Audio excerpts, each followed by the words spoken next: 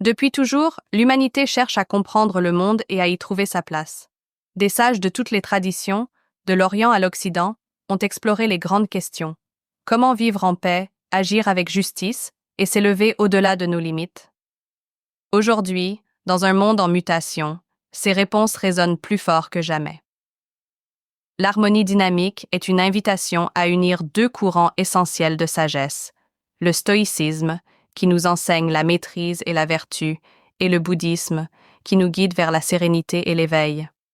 Ensemble, ces deux visions, longtemps perçues comme divergentes, révèlent une vérité profonde. Elles sont les deux pôles d'un même équilibre, masculin et féminin, actif et réceptif, force et douceur. Le stoïcisme, représenté par des figures comme Marc Aurèle, nous enseigne à distinguer ce qui dépend de nous et ce qui ne dépend pas de nous.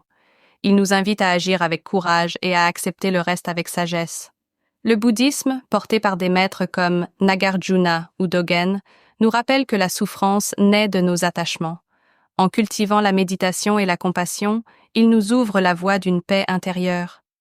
Ces deux sagesses, loin de s'opposer, se complètent. Le stoïcisme nous ancre dans l'action juste, tandis que le bouddhisme nous apprend à accueillir ce que nous ne pouvons pas changer. Ensemble, elles incarnent une danse équilibrée entre le masculin et le féminin, entre la structure et la fluidité. L'harmonie dynamique est née de cette union.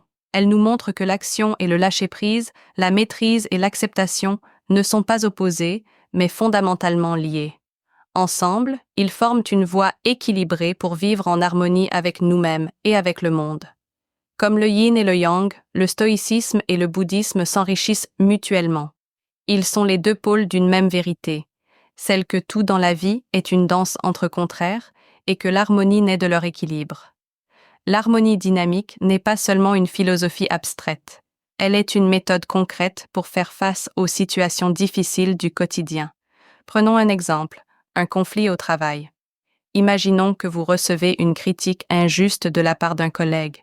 Votre instinct premier pourrait être de vous défendre ou, au contraire, de vous replier sur vous-même. Mais comment réagir en accord avec l'harmonie dynamique? Le stoïcisme nous rappelle que nous ne contrôlons pas les paroles ou les actions des autres, mais seulement notre propre réaction. En prenant un moment pour respirer et recentrer votre esprit, vous désamorcez la charge émotionnelle. Le bouddhisme, de son côté, vous invite à accueillir cette situation avec compassion. Plutôt que de voir votre collègue comme un adversaire, vous cherchez à comprendre ce qui peut motiver sa critique. En cultivant cette attitude, vous transformez une tension en opportunité de dialogue. En unissant ces deux approches, vous trouvez une réponse équilibrée.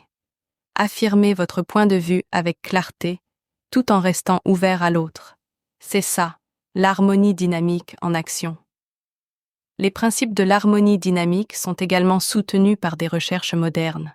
Par exemple, les neurosciences montrent que la pleine conscience, issue du bouddhisme, réduit le stress et améliore la régulation émotionnelle. De même, des outils comme l'écoute active ou la communication bienveillante résonnent avec ces principes. Ils combinent la maîtrise stoïcienne et l'accueil bouddhiste pour créer des interactions plus harmonieuses et authentiques. En cultivant l'harmonie dynamique, nous apprenons à naviguer avec sagesse dans un monde en mouvement. Ce n'est pas une recette toute faite, mais une invitation à explorer, à équilibrer, à grandir. Essayez d'appliquer ces principes dans votre vie, écoutez avec réceptivité, agissez avec maîtrise et accueillez chaque situation comme une opportunité d'épanouissement. Le voyage commence ici, avec vous.